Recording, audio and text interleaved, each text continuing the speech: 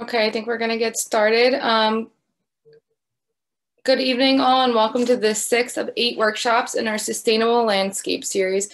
My name is Deirdre Heyman, and I'm the Communications Manager at the Cornell Cooperative Extension of Rockland. Tonight, we're pleased to welcome 2 speakers from our office. Environmental educator Jennifer Zunino-Smith will discuss stormwater management in general, and Horticulture Lab Manager Michael Wilson will discuss rain gardens, which are one solution to dealing with stormwater in your backyard. Since you've joined us tonight, you're likely aware that water conservation is a necessity in Rockland. And that's because our drinking water supply essentially comes from rain that falls within our borders and actually makes it to our aquifers or reservoirs. Normally, we receive 50 inches of rainfall a year. However, for the past 12 months, we've received 67 inches, so we should be fine, you're thinking. Actually, no, because of our most recent major storm, Hurricane Ida, who dropped 4 to 6 inches in one day on the ground that was pretty much already saturated. That means that much of the rainfall became stormwater and sheeted over parking lots and lawns and flowed directly into rivers and streams en route to the ocean.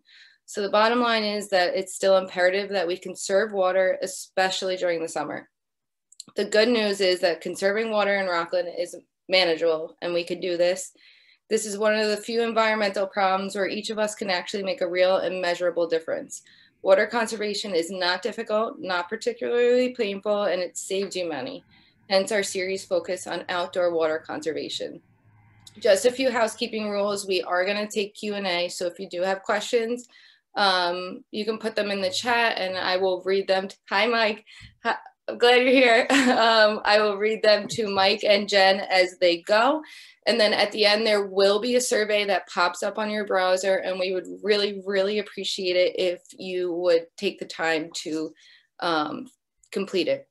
We're going to try to end by 8 p.m. So if your questions do not get answered, or if you have feedback or you want to talk about the session, please email us at rockland@cornell.edu or feel free to call us at Extension. Finally, I want to thank our funders, the New York State Department of Environmental Conservation, Hudson River Estuary Program, and New York State Water Resources Institute. Jennifer Zunino-Smith focused on stormwater management here at Extension, and she is the coordinator for the Stormwater Consortium in Rockland, and she manages a New York State DEC grant to map stormwater infrastructure throughout the county. Sorry, it's a lot of words.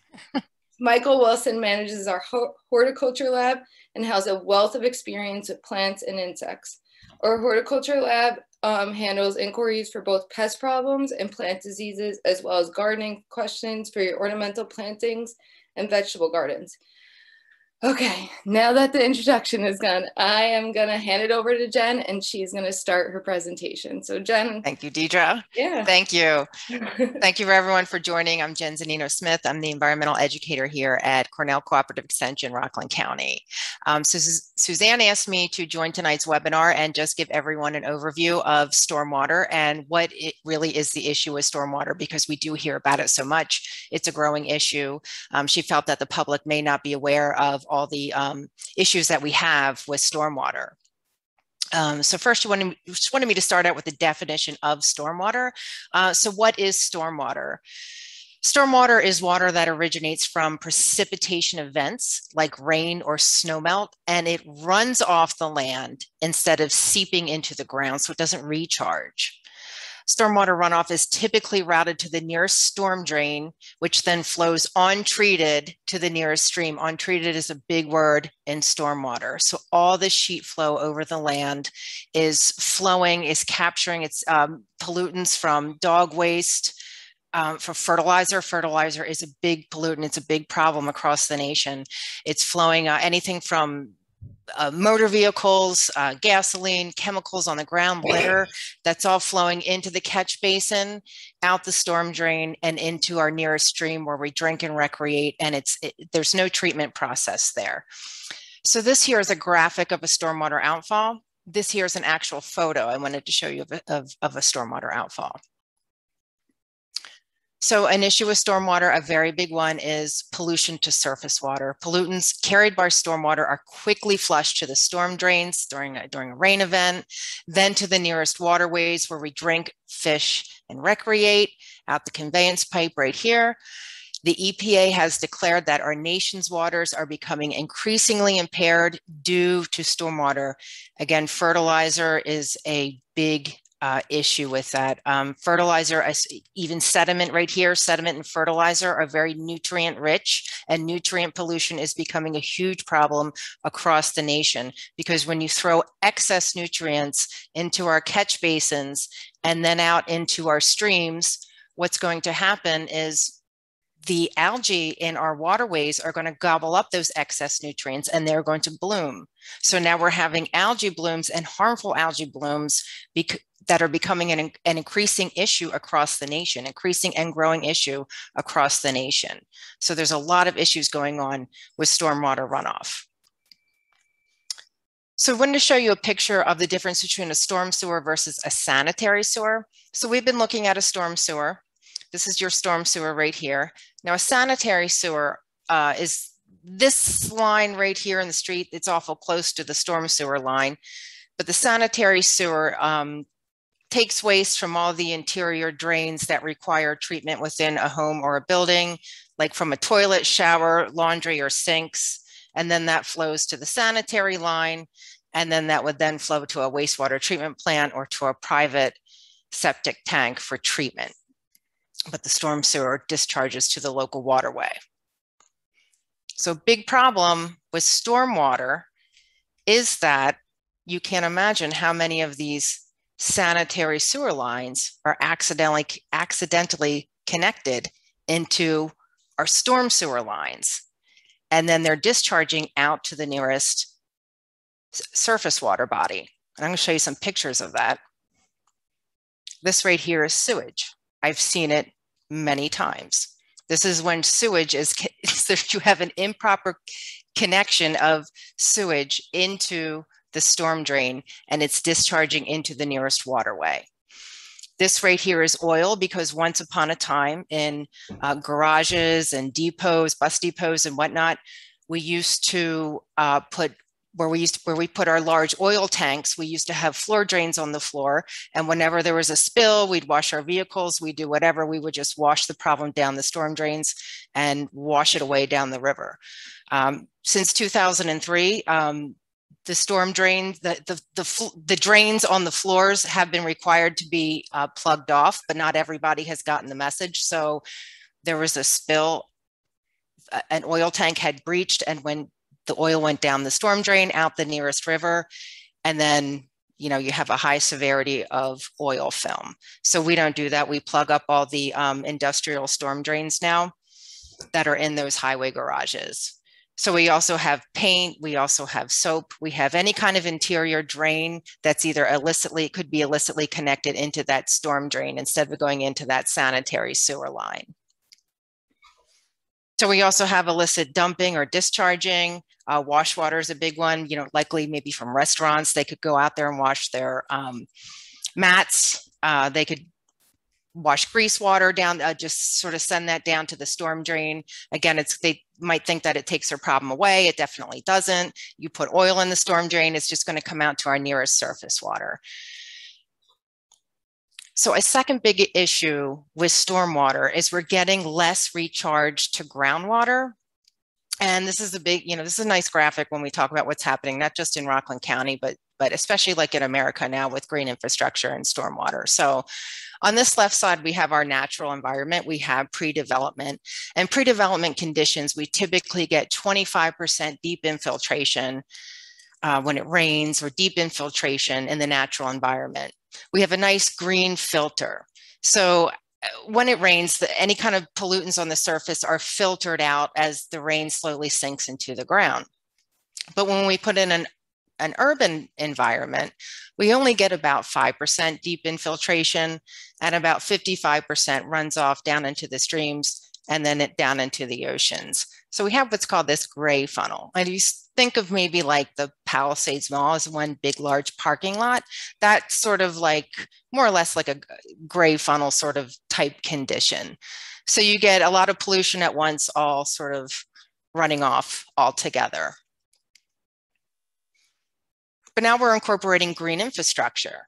So we're managing stormwater runoff through natural features that capture pollutants and reuse and recharge stormwater. So now when you go out and you drive and you go to a parking lot, to a Target or whatever, or a newer store, and you see all these features around, I used to get aggravated because I'm like, oh, I can't see anything. But now I understand why they're there. They're there to capture and recharge stormwater, so we're not flashing it all down the stream, sending it all downstream, causing downstream flooding, scarring out the stream banks, sending pollution downstream. What it's doing is it's capturing the stormwater right at its source, which is in the parking lot, so that the stormwater is actually flowing right in here at these curb cuts. And you can't imagine, and it's recharging and reusing stormwater. And you can't imagine how black these plants will get, because they will take in a lot of oil and gasoline. They can be very, very hardy plants. So this is when you go to see that in a parking lot, this is exactly what's going on. And any kind of new development, you'll see, this is what you'll see now. This is all green infrastructure. Instead of just seeing solid concrete of that urban environment, you're going to see a lot of green infrastructure. So the issues with stormwater, Suzanne asked me to just give an overall again: pollution to surface water, less recharge to our aquifers, flooding and erosion, typically caused by that gray funnel situation. So we're trying to, bring back a little bit of recharge so we don't end up with so much flooding and erosion.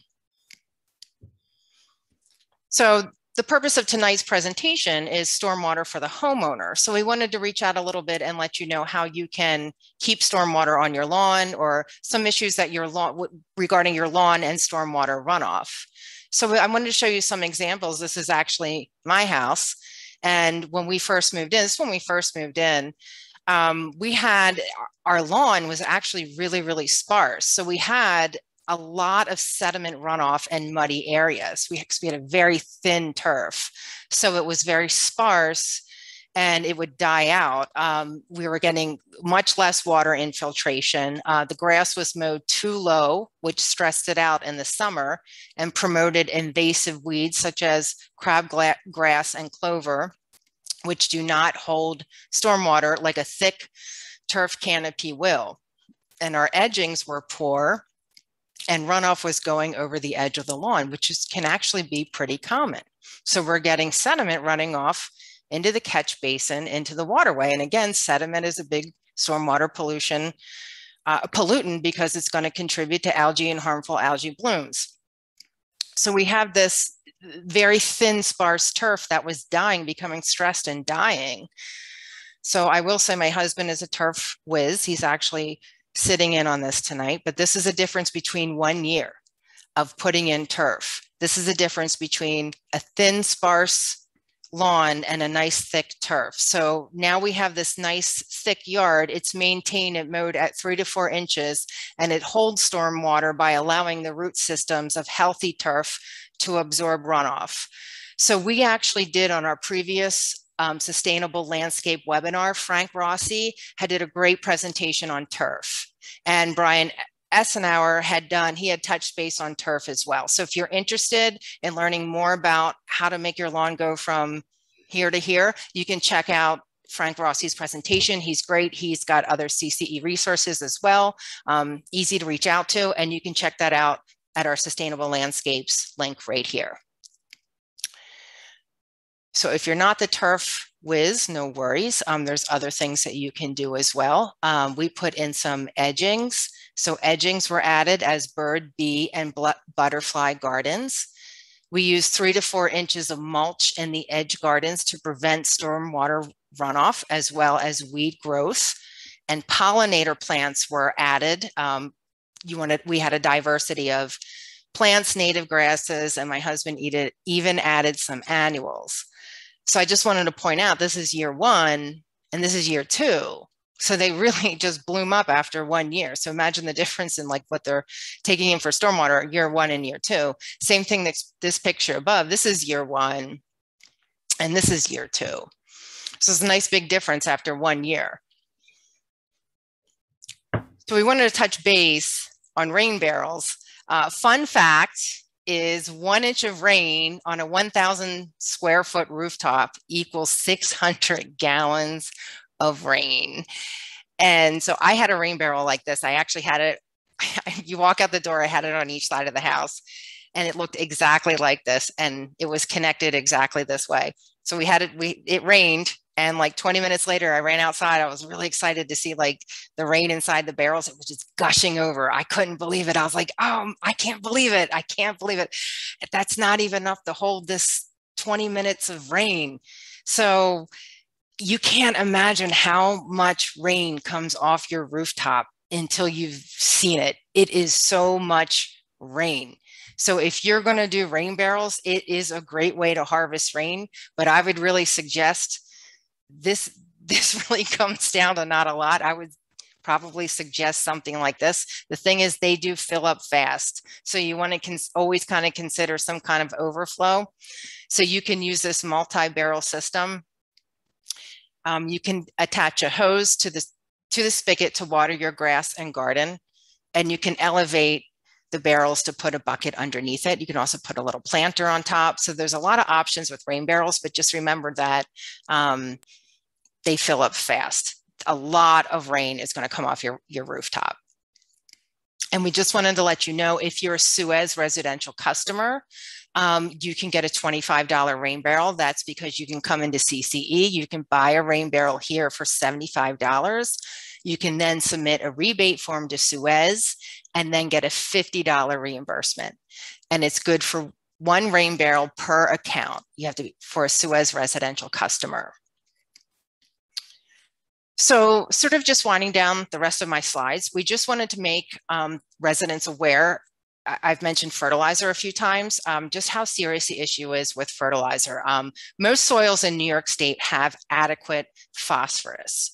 So fertilizers contain phosphorus to promote lawn growth, and that's the middle number right here. But when fertilizer is applied to lawns that are too thin or prior to periods of rain, the lawn cannot absorb it all. The lawn that this picture is sitting on looks pretty thin. So the excess will wash off to the local waterway, which will contribute to algae and harmful algae bloom. Again, most soils in New York State have adequate amounts of phosphorus. So Rockland County has a Fertilizer Law Act. It's not just Rockland County, New York State has one as well. Rockland's is just a little more stringent. Fertilizer with phosphorus cannot be applied unless a soil test has confirmed the need. And you can call Michael at the Horticulture Lab and he can help you with that soil test. The amount applied shall not exceed the amount recommended. So if your soil test recommends 8% phosphorus, you can't apply 24%. You can't apply this bag. And here's the biggest thing. No one shall be selling fertilizer containing phosphorus on the shelf, but they are. They are not some of the bigger retailers, but we are having a problem with some of the smaller stores. So we are working to stop that. So a homeowner is going to have a small little sparse lawn, someone who may not know a lot about fertilizer. They're going to go to the store and they're going to see this starter fertilizer with 24% phosphorus, and they're going to throw it on the lawn, and they're not going to know. It's not up to them to know. You know, they're not going to know there's a law that says it shouldn't be sold on the shelf if the store is selling it on the shelf. So then what's going to happen? Well, what has been happening across New York State and across Rockland and everywhere, harmful algae blooms are increasing in New York State. They're increasing everywhere. We've had one every year in Rockland Lake since I think 2012. We've had them in Congers Lake, Lake Lucille. This is an actual picture of a harmful algae bloom, excuse me. But the take-home message from the DEC is look for the zero phosphorus. Zero in the middle means environmentally friendly phosphorus-free fertilizer. So again, most soils have adequate amounts of phosphorus. You can only use phosphorus if a soil test confirms the need. That's very important. This biggest part of the education we're trying to get out here, because we're just going to make this problem worse and worse. So this is my almost last slide. This is one more slide after this. This is what not to do for stormwater runoff and your lawn. And let's remember that the EPA said nutrient pollution is the biggest problem. Stormwater, with stormwater, I'm sorry, I'm very tired right now. So nutrient pollution, we're having a lot of nutrients that are entering our storm drain, and they're entering our storm drain and they're coming out in our local waterways and they're causing algae and harmful algae blooms. We want to keep nutrients out of the storm drain as much as possible. So let's look at what not to do. This young man's doing a great job at getting in there and helping his family, but the fertilizer is going onto impervious surfaces and it's washing down the storm drain. And fertilizer contains phosphorus, which is a nutrient. So the algae are going to be very happy. They're overwatering the lawn. The sediment contains nitrogen and phosphorus. Those are nutrients. It's running down the storm drain. The algae are going to be very happy. The dog waste contains nitrogen and phosphorus as well. It also pathogens. That's running down the storm drain. She's also washing some motor oil down the storm drain, which is a pollutant. And 4 and 5, we just have excess nutrients, not only excess nutrients from grass clippings and the leaves going down the storm drain, that's going to cause local flooding as well. You're going to clog the storm drain. So my last message, even if you didn't care about anything I said, please care about this. Please never flush your wipes. They are positively not flushable. So I worked in water and wastewater for quite a while. This is what's underneath. This is what's inside every sanitary line across the country. This may cost you a few dollars. This costs you a lot more. So weigh that out. They are positively not flushable under any means whatsoever. Whenever you see a rain event and a manhole has popped up, that's a sanitary sewer manhole most likely, and there's a ton of pathogens coming out. This is a wastewater treatment plant. Look at what they're constantly lifting. Look what's constant. You walk through a wastewater treatment plant, this is what all you'll see at a wastewater treatment plant in New York City. So please, whatever you do by any means necessary, please do not flush those wipes. That's a big part of our education here also at CCE. Thank you. Any questions? I don't have any questions in the chat right now. Let me make sure. No, but if anyone does think of any questions, if you think about it later. Oh, we have wipes are the worst. Marketing will try to convince you of anything. That is true. My fiance works for a septic company out in California, yes. And he was very avid on that. Okay, thanks, Jen, so much. You're welcome. Let me stop sharing. Okay. And now, Michael, you can start sharing. Yes, let me unmute. Like, if you'll unmute yourself. Am I unmuted? You are, Michael, and if you would like to share your screen so we can see your presentation. Yeah, hold on 1 second. Okay. I have to see if everything is here.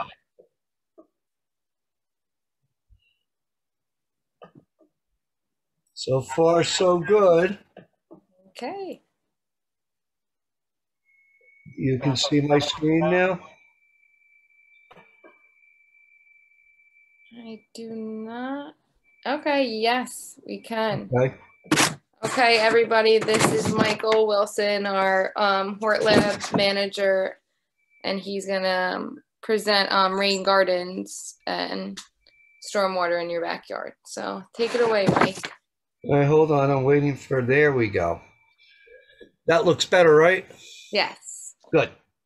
All right, just one more little thing I gotta get rid of. I wanna hide all your faces because you block my text all the time. So I'm going to talk about rain gardens. Jennifer gave us a wonderful introduction on the dangers and hazards of stormwater and why stormwater is such a big issue. So now we're going to talk about rain gardens, but I wanted to mention that rain gardens are only a very small piece of the puzzle when it comes to mitigating stormwater. So right now, the big topic is climate change. And along with climate change, the big topic right now is infrastructure. We've just had an infrastructure bill. So now is the time to start looking into green infrastructure. Let's bring that all around into one big circle into green infrastructure. Start asking your municipalities and your local governments what they are doing in the way of green infrastructure for the future. Okay, just something to think about. All right. One of the terms that came out of Phase 2 of the Clean Water Act of 1972, Phase 2 was developed in the mid-80s and mid-90s and went into effect in 2007, I believe. Compliance for all states was by 2007. But a big concept came out of that known as best management practices. Actually was developed in Maryland. And what best management practices achieves to do is develop a management plan that addresses stormwater at its source through catchment systems and at collection points.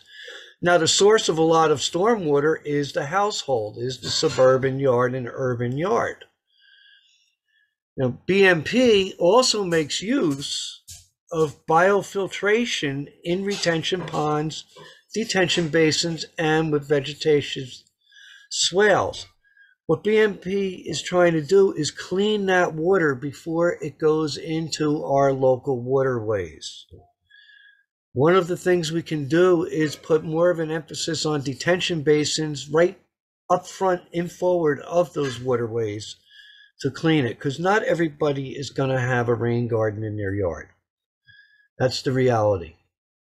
The other thing that rain gardens rely on is a variety of native plant material with an emphasis on floodplain plants that can handle both inundation from water and handle periods of drought.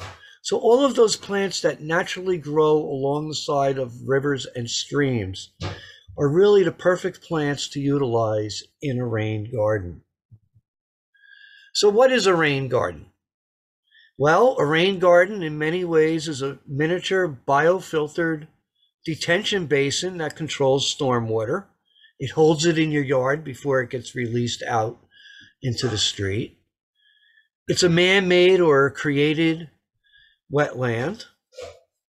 It provides habitat for beneficial insects and wildlife, and of course is a native plant garden. All of the plants you utilize in a rain garden should be native.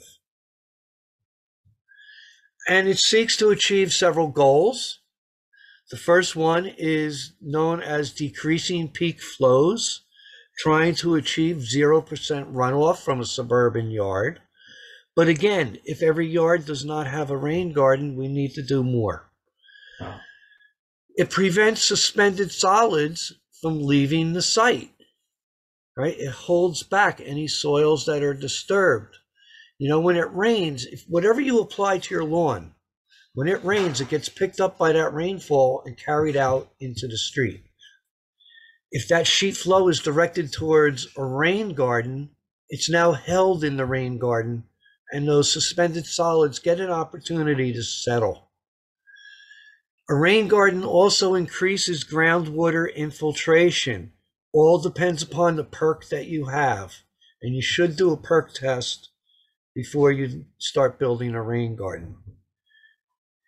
A rain garden biologically will filter landscape pollutants and therefore provide a cleaner effluent that drains into our waterways. And it has several functions. The first function, again, is a little repetitive, but it's a biofiltered detention basin. It's a created wetland. It is a garden of native plants.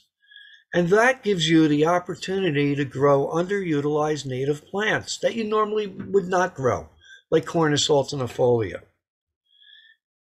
Now, it's also a habitat that's not conducive to Canadian geese due to plant height.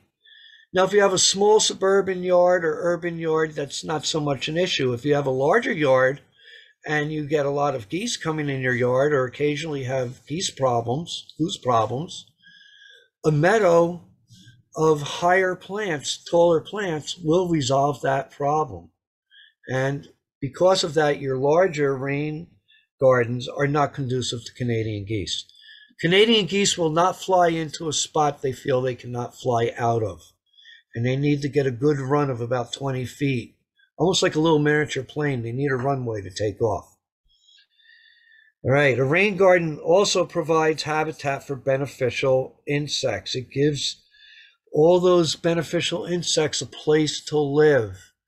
And it helps with pest control and pollination. Now, where and how big are you going to build your rain garden? Well, usually people pick a low spot in the yard where the water naturally drains. If you're that fortunate, that's what you can go for. But it's usually not that fortunate, and usually it's not that feasible. So a garden must be excavated, and a collection system needs to be installed to direct the rainwater to the garden. You know, you can build a rain garden, but if you're not directing your runoff into that rain garden is really not serving any point, except that you now have a wetland garden.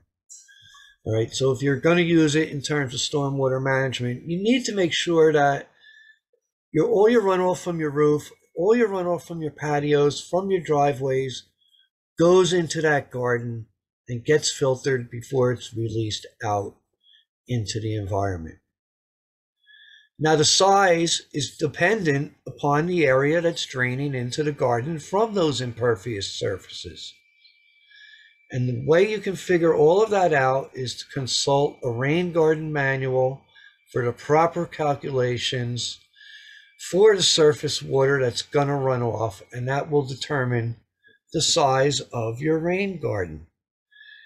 Now, someone's going to ask, what's a good rain garden manual? I'll tell you right now, my favorite rain garden manual is published by the New Jersey Native Plant Society.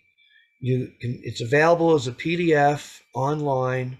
Just go do a search for Rain Garden Manual, Native Plant Society of New Jersey. It should pop right up.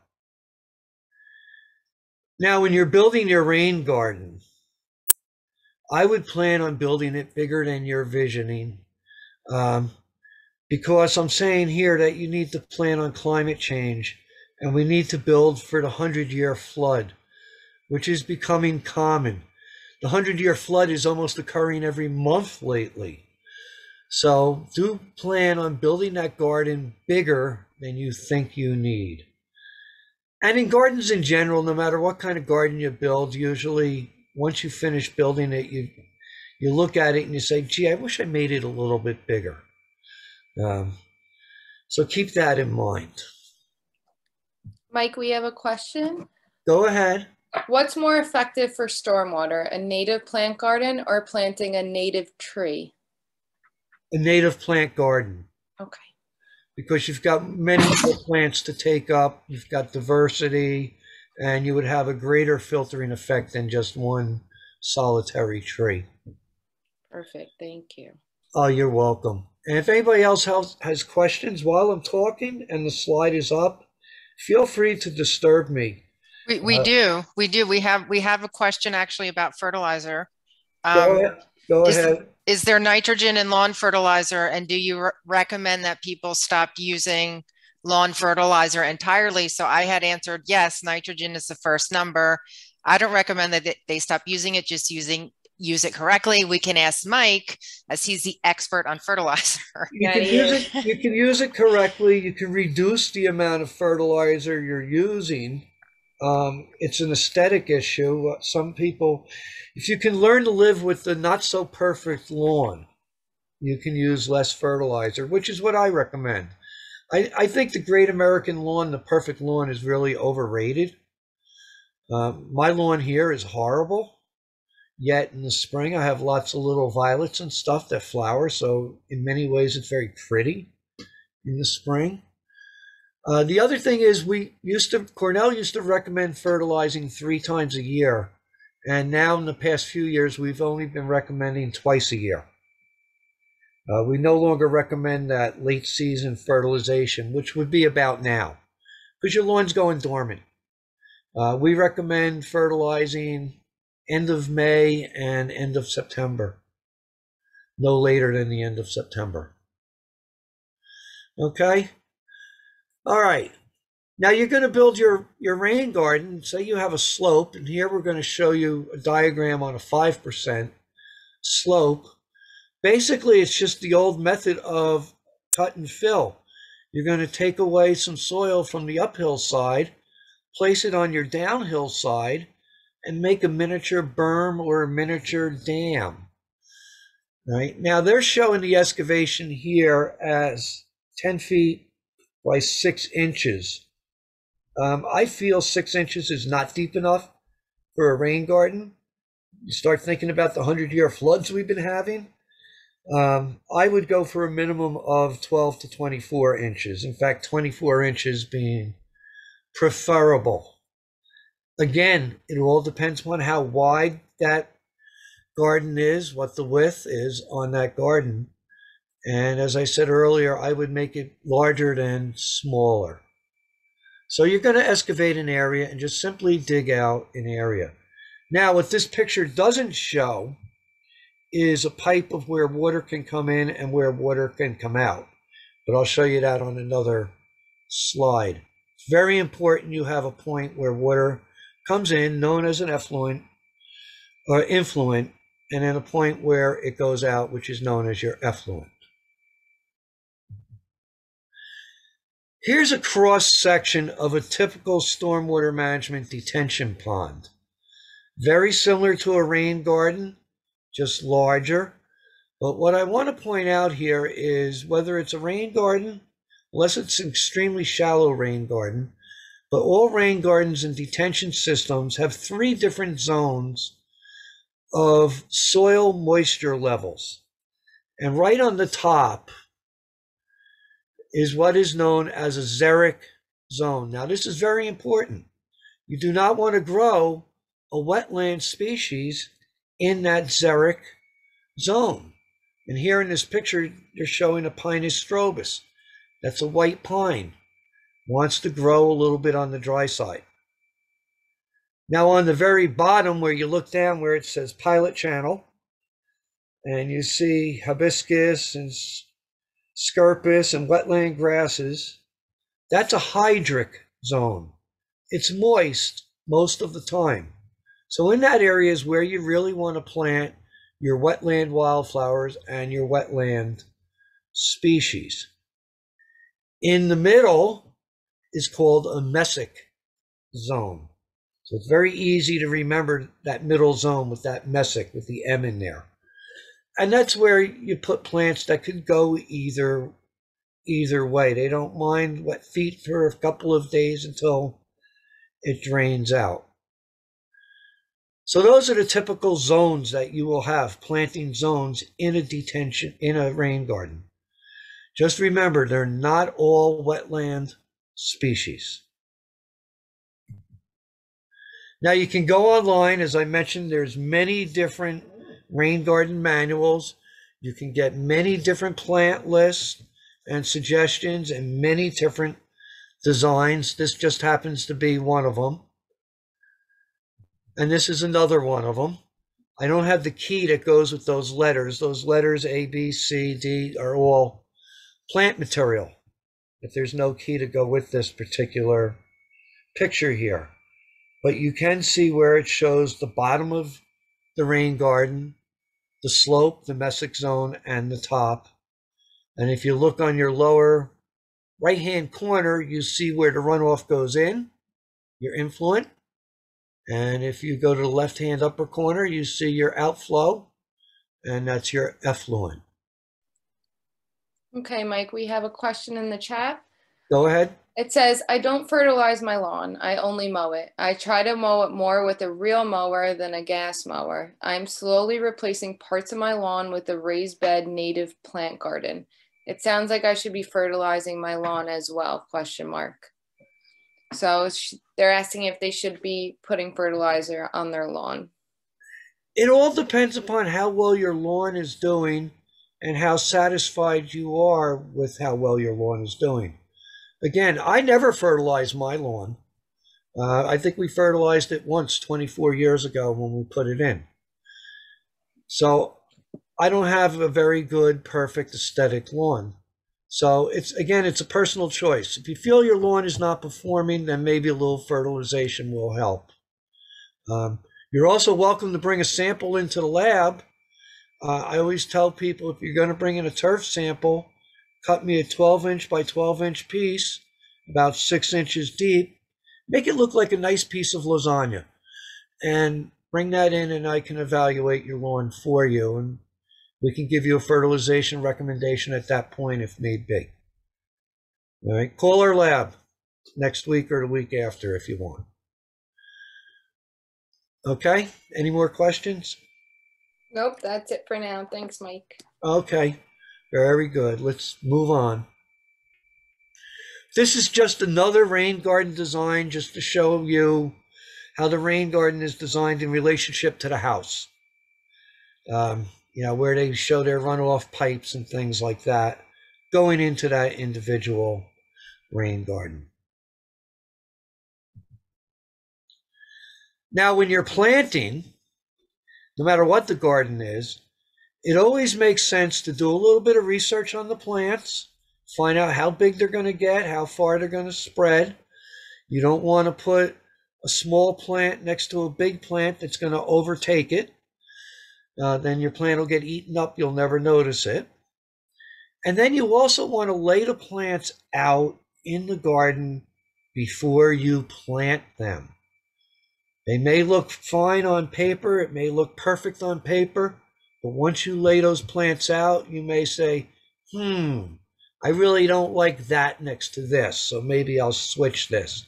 Or this needs a little bit more room to grow. So it's always beneficial, lay your plants out before you start planting your garden. And remember that a rain garden is dynamic. It's a dynamic wetland. It's ever changing. Plants seed themselves in that you're not planning on. Some of those plants could be invasive species. Some of those plants could be nice beneficial plants. Like here you see the brown-eyed Susans, the Rudbeckia hirtus. They came in on their own in this particular garden. And you see a milkweed there in the forefront. That came in on its own in this particular garden. Neither of those plants were planted. The actual plant that was planted you can't really see. It's all the way on your right-hand side of the screen. If you look, you see a woody plant. That's a plant called Ilex glabra. It's one of our native ilexes, native hollies. Deer resistant also, by the way, folks. And if you're looking for something that has a leaf similar to a boxwood, take a look into Ilex glabra. Might be the plant for you. And as I said earlier, plan for the 100-year flood. This, by the way, was Hurricane Floyd. And we're going to take a closer look at the plants that are under that water. Okay, this is really the fun part. And I'm sorry about all the text earlier. And I was actually asked when I do this program if I could dwell and concentrate on the plant material. All too often we go to these programs and no one really shows us good pictures of the plants, the actual plants. So if you have a pen and a piece of paper handy, I would recommend you get it out. You may want to jot down some of these names. If not, you're always welcome to call the lab next week or the week after, and we'll see if we can get them to you. So the one thing you want to do with the rain garden is try to be as diverse as possible. Now, the rain garden you're looking at is an extremely large rain garden, so the diversity in here is much, much greater than you could ever achieve in your backyard. It's all based on a garden in Morristown, New Jersey that all of you can go visit if you want. If you really have an interest in rain gardens, go to the Frelinghuysen Arboretum and look for a garden called the Marsh Meadow Garden. It's right in the parking lot in the middle of the Arboretum. Extremely diverse garden, has educational signage all the way around explaining rain gardens, stormwater management, and stormwater management on a municipal scale. This is a big garden, by the way. This garden is just short of an acre. Now, the one plant you don't want to plant, kind of funny, I start selected plants off with the one you don't, but this is an invasive species. It's now on New York's invasive species list. It's called Iris Pseudacirus, or yellow flag iris. You still see it offered in nurseries as a wetland species. Please do not plant this plant in your rain garden. If you take a look at this slide, you see all of these populations. This was planted in the Marsh Meadow Garden. At the time, the director for the Park Commission was afraid that the Marsh Meadow Garden would not succeed. So he really wanted yellow flag iris put in there, with the thinking that if nothing took in the garden, at least the yellow flag iris would grow, and we would have at least that. It took us close to 10 years to get rid of that yellow flag iris out of that garden, but it's finally been eliminated. Now, if you look at that garden, you notice there's a lot of grasses. There's a lot of sedges in there, a lot of rushes, and other grasses. The reason being is grasses are really the workhorse of a rain garden or any kind of biofiltered detention system. It's the grasses primarily that will stop most of your sediments. It's the grasses that will slow down the flow of the water. And as you slow down the flow of the water, your suspended solids begin to settle. That's the reason why you have a rain garden or a detention basin, is to hold that water back so all those pollutants and all those sediments can settle to the bottom of the rain garden or the bottom of the detention basin, and the clean water on top can siphon off, with the balance of the water achieving groundwater percolation. That's really how a rain garden or detention basin works. So two wonderful grasses that you can use in your rain garden is Carex stricta and Carex crenata. Now, if you're wondering which is which, the Carex stricta is the grass that you see in the foreground. It's a sedge. It's the sedge that you see in the foreground. And the sedge with the finer leaves there, the skinnier leaves or blades, is the Carex crenata. One of my favorite shrubs that I learned by working in the Marsh Meadow Garden. I had never been familiar with it before. I never even knew that we had a native Spyria. But since I was introduced to this has become definitely one of my favorite shrubs, Spyria Latifolia.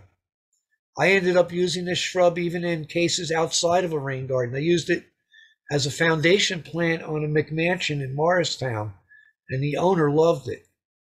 Why did she love it so much? It's semi-fragrant, and it blooms in August and September, and the colors range from white to light pink. But once it starts blooming in August, it tends to just keep going through mid-September. So it's a wonderful shrub. It has a cousin, Spyria tomatosum, that really likes wet feet. So if you're going to use Spyria tomatosum, plant that on the very bottom of your rain garden. Put that in the hydric zone. The Spyria really wants to be in a Messick zone. It doesn't constantly want wet feet. Grows about 4 feet tall at the highest. Clethra alnifolia is a shrub many of you are probably familiar with, sweet pepper bush. In its natural species, natural genera, it grows to be about 10 feet. 10 feet tall and about 5 feet wide. However, there's a plethora of cultivars on the market, and two of them that I could recommend is 16 Candles and Hummingbird. Hummingbird in particular only grows to about 3 feet tall and will attract pollinators and butterflies like crazy. It's a wonderful pollinator plant and very popular. All of your local nurseries tend to carry it. And again, it's only 3 feet by 3 feet tall. Not deer resistant. I want to stress that with most of these plants, by the way. They're not deer resistant. The beauty of that Spyria is that it is deer resistant. Plethora is not. So keep that in mind.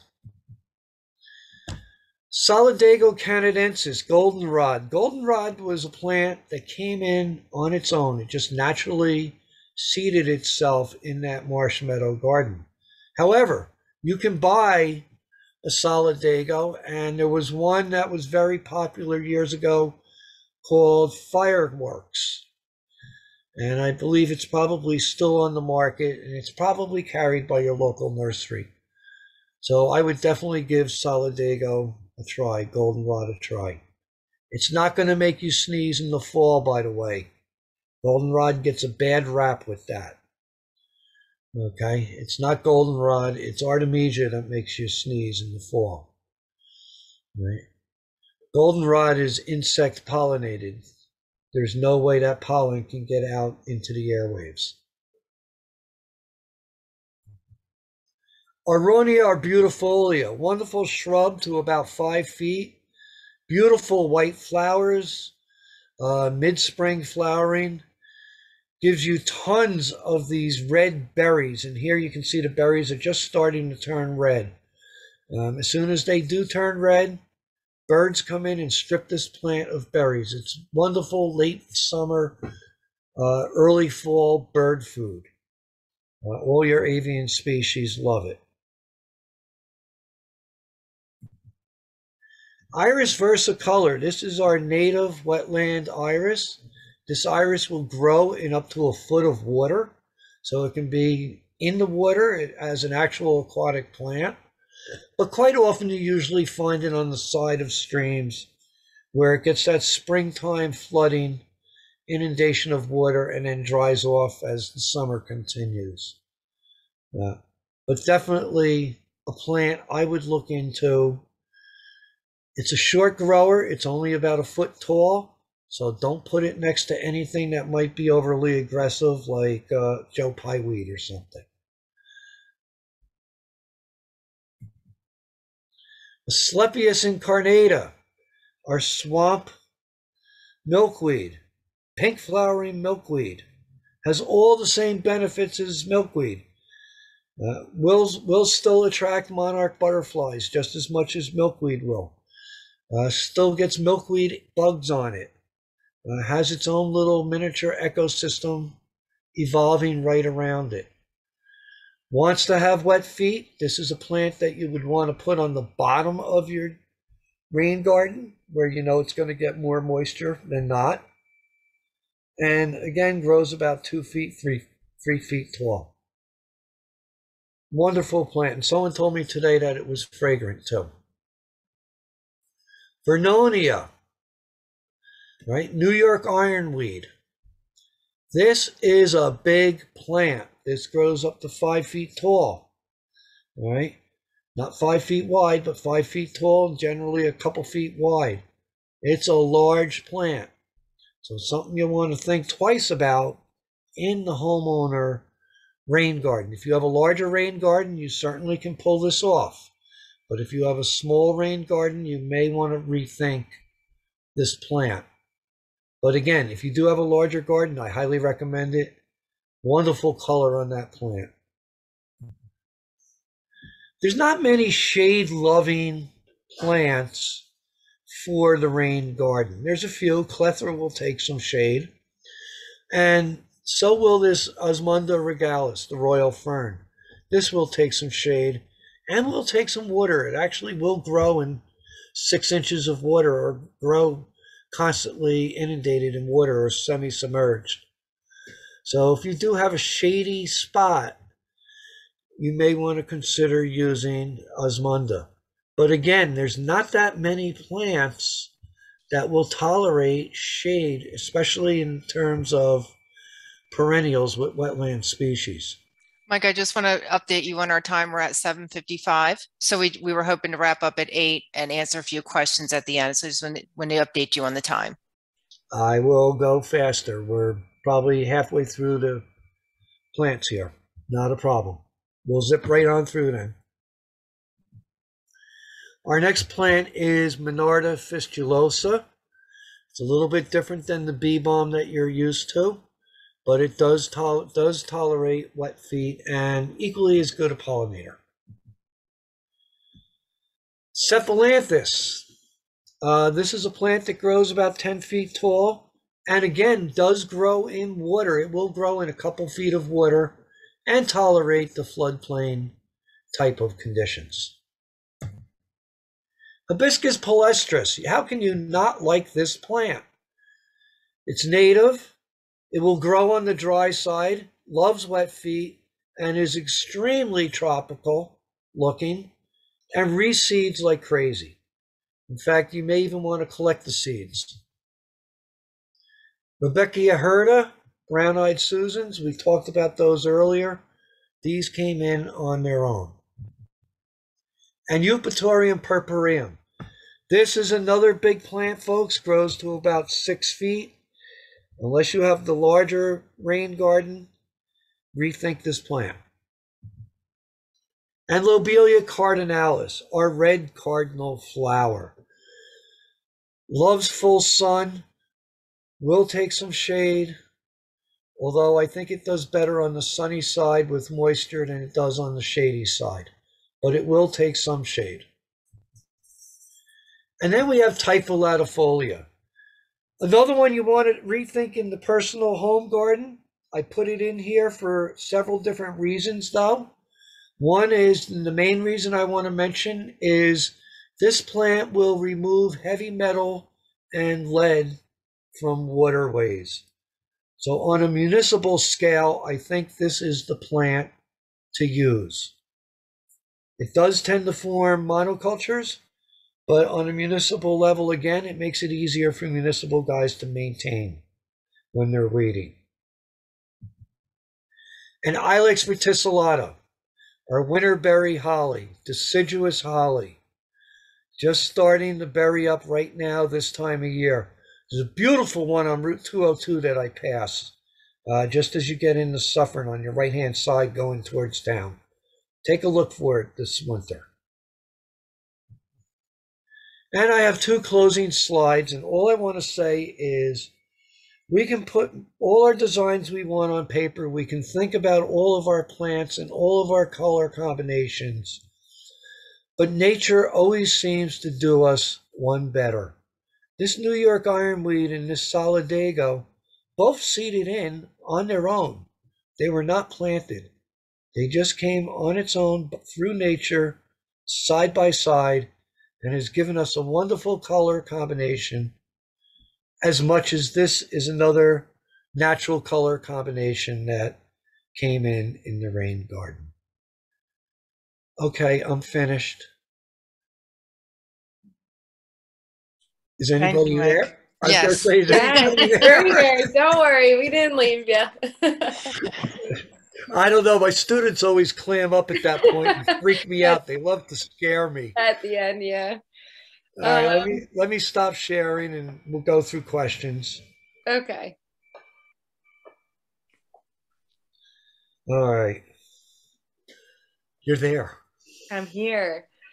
We do have one question that you guys would probably be able to answer before I could. So Emily works for a nonprofit that works with first-time home buyers, and she's not sure how much these plants cost, or if they would be able to afford these plants or have time to make a rain garden. Her question: does Cornell Cooperative Extension have any funding for these gardens? No. That's what I think. Unfortunately, we do not fund gardens at all. You can just, as a young couple with no money, you just have to start off slowly. I was there at one time myself. Fortunately, I had a horticulture career, so I was able to go lift and divide perennials at work and bring them home. But that's one way you can do it. And I'll give you a good example, actually, of what my wife and I did when we first bought the house and we were tight on money. We wanted to plant Pachysandra across the front of our street because we had big maple trees. We knew grass would never grow and we'd be wasting our money with grass. So I rototilled it. We got free compost from the county. We incorporated the compost. Then we would invite ourselves to dinner to any friends we knew that had Pachysandra. And we'd bring a trowel with us and they'd be gardening friends and we'd say, listen, can we take some of your Pachysandra home? Because they know Pachysandra is a plant that easily lifts and divides and you can easily spread around. And they would say, sure. And we'd get out our trowels and garbage bag and get some Pachysandra, and following week invite ourselves to dinner at someone else's house that we knew had Pachysandra. And the next thing you know, by the end of the summer, yeah, Emily, you gotta get gardening friends. So, Emily, that's what you got to do. And the other thing you can do is go to NRCS, their website, Natural Resource Conservation Service. They used to have a backyard habitat program where they would help fund people to install a backyard habitat. So take a look at that. I know there's a whole size constraint. You may have to have an acre of property. I'm not sure. But it's worth taking a look into. You may be able to get some funding through that backyard habitat program. Okay. Other than that, divide plants from friends, buy seed, scrimp and save. And the next thing you know, you'll be my age and you'll be there. Thanks, Mike. We do not have any other questions at this time, but I do want to let everyone know you can either call extension or email us at rockland@cornell.edu if you think of anything that you might have not thought of during this session. I want to thank our funders again, the New York State Department of Environmental Conservation, the Hudson River Estuary, that word always gets me, program, and New York State Water Resources Institute. I also want to thank Jen and Mike. You guys were amazing. I'm sure everybody appreciates this. I do have someone in the chat asking, how do I print my certificate? I will be giving someone a list of all the people that attended, and we can email it to you. I think that would be the best way to get it to you. Right, and we have the survey also? Yes, so at the end, when this ends, a survey will pop up, and we would really, really, really appreciate it if everyone just took 2 minutes to complete it. It's really simple, and it doesn't take long, so we would really appreciate it. Okay. John, thank you. John, you're welcome. Thank you. All right, everybody have a great night. Thank you so much for attending, and we hope to see you at the next session. Okay. Feel free to contact us if you need anything. Thank you. Have a good night. Bye. See you guys later. Have a nice weekend. Bye. You too.